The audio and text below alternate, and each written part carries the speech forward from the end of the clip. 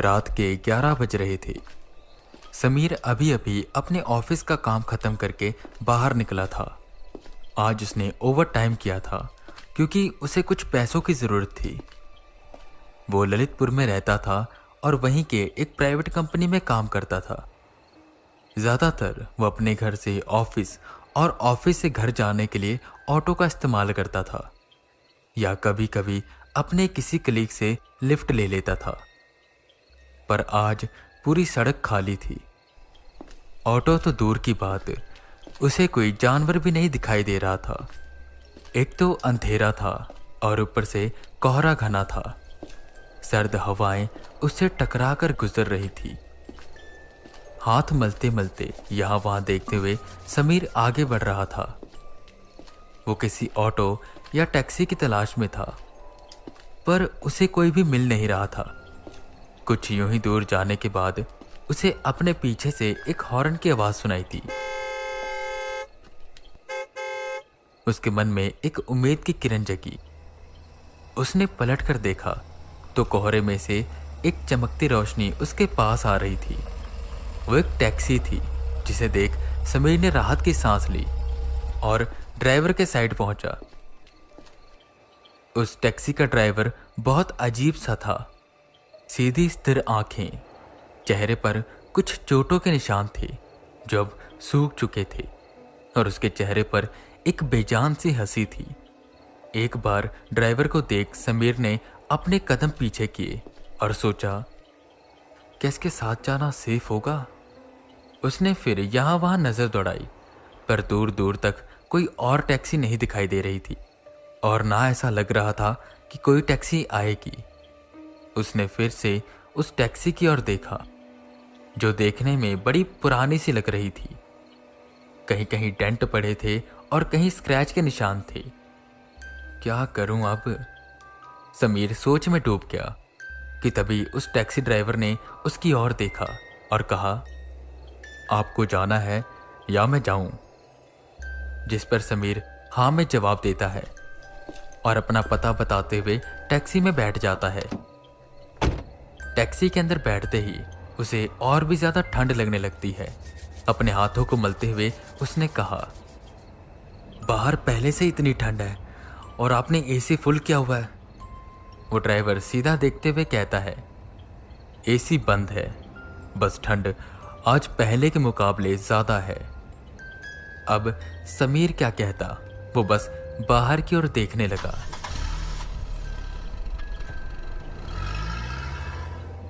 कोहरा दूर दूर तक छाया हुआ था और उसी कोहरे को चीरती हुई वो टैक्सी आगे बढ़ती जा रही थी। कुछ दूर जाने के बाद वो टैक्सी एक हॉस्पिटल के सामने आकर रुकी। मुझे यहां नहीं उतरना, आपने यहां क्यों टैक्सी रोकी है? वो ड्राइवर चुप रहा कि तभी नीरज को एक प्रेग्नेंट लेडी आती हुई दिखाई दी जो टैक्सी के आगे वाली सीट पर बैठ गई।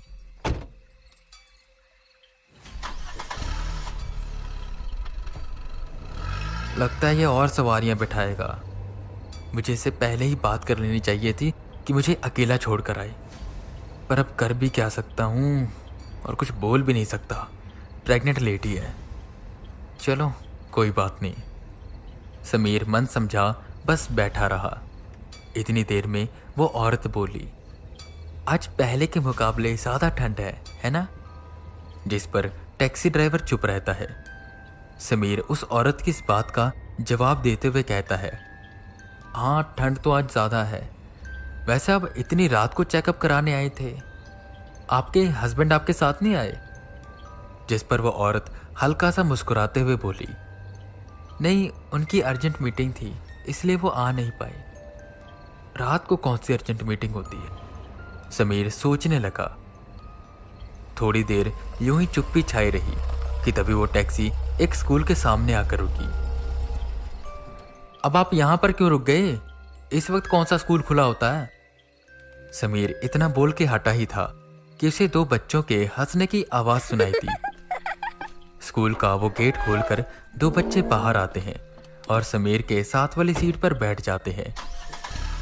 इतनी रात को ये बच्चे यहां से, कुछ तो अजीब है। समीर को कुछ समझ नहीं आ रहा था। वो बच्चे आपस में बातें करने लगे। तुम्हें पता है, कल मैं अपने मम्मी पापा के साथ धूम मूवी देखने गया था। बहुत ऑसम मूवी थी। जिस पर वो दूसरा बच्चा कहता है, सही है यार, मैं नहीं जा सकता देखने, पर जब टीवी पे आएगी ना तो मैं भी देखूंगा। समीर उनकी ये बातें सुनकर उलझन में पड़ रहा था, क्योंकि धूम तो 2004 में रिलीज हुई थी और अभी 2022 चल रहा था। समीर ने इस बीच एक और चीज पर गौर किया कि वो टैक्सी वाले ने इनमें से किसी का भी एड्रेस नहीं पूछा था। उसने बस उन्हें बैठा लिया और चलता जा रहा है।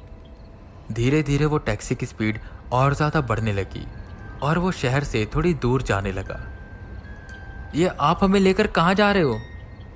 जिस पर वो औरत मुस्कुराई और बोली, मुझे मेरे फार्म हाउस जाना है, यहीं इसी साइड है।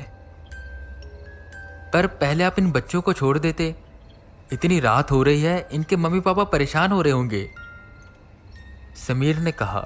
जिस पर उनमें से एक बच्चा बोला, अंकल आप ठीक हो ना? अभी तो दोपहर के 3 बज रहे हैं, हमारे स्कूल की छुट्टी हुई है अभी थोड़ी देर पहले। क्या? समीर बिल्कुल उलझन में था कि धीरे धीरे टैक्सी के अंदर ठंड और ज्यादा बढ़ने लगी और वो टैक्सी वाले ने स्पीड और ज्यादा बढ़ा दी। समीर को कुछ गड़बड़ लगा। आप ऐसा करिए, मुझे नीचे उतार दीजिए, मैं अपने आप घर चला जाऊंगा। जिस पर टैक्सी ड्राइवर अपनी बेजान मुस्कान को चेहरे से उतारते हुए कहता है, चढ़े तो तुम अपनी मर्जी से हो, पर उतरोगे मेरी मर्जी से। क्या मतलब? कहीं आप लोग लुटेरे तो नहीं हो? समीर डर रहा था। वो बार बार अपने हाथ पैर मार रहा था कि टैक्सी रुक जाए। जिस पर वो औरत हंसने लगी।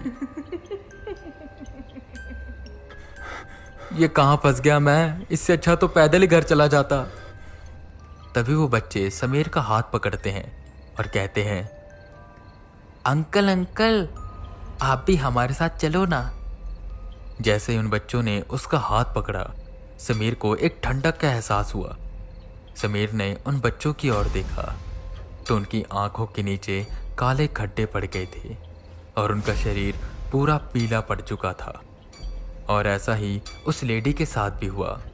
समीर ने सोचा कि अब मैं क्या करूं, कि तभी उसने टैक्सी का दरवाजा खोला और वो बाहर कूद गया। वो सड़क पर गिरा।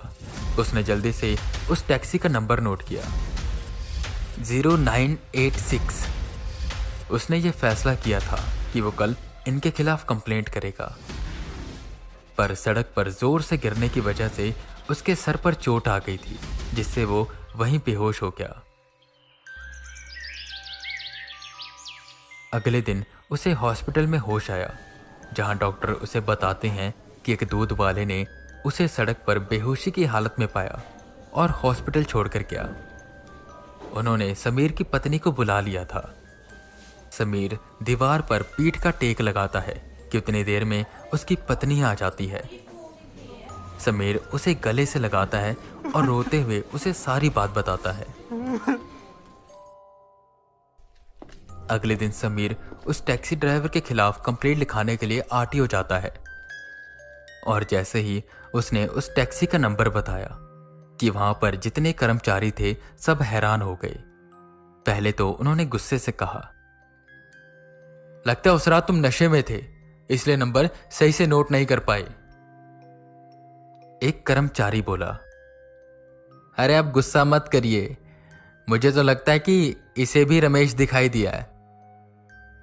रमेश? ये कौन है? तुम जिस टैक्सी की बात कर रहे हो ना, उस टैक्सी का एक्सीडेंट हुए काफी साल हो गए हैं। यही शायद 2004 की बात होगी। उस वक्त टैक्सी में एक प्रेग्नेंट लेडी और 2 बच्चे थे जो स्कूल से घर जा रहे थे और उसी में टैक्सी ड्राइवर भी शामिल था। इनकी on the spot he death हो गई थी। लोग कहते हैं कि अभी भी वो टैक्सी रात को चलती है और लोगों को बिठाती है, और फिर उनके साथ क्या होता है कुछ भी पता नहीं चलता। तुम किस्मत वाले हो जो बच गए। समीर कुछ सोचते सोचते बाहर की ओर निकलता है, जहां अब ये सारी बातें लिंक होती नजर आ रही थी। वो बच्चों की छुट्टी, वो धूम का रिलीज होना।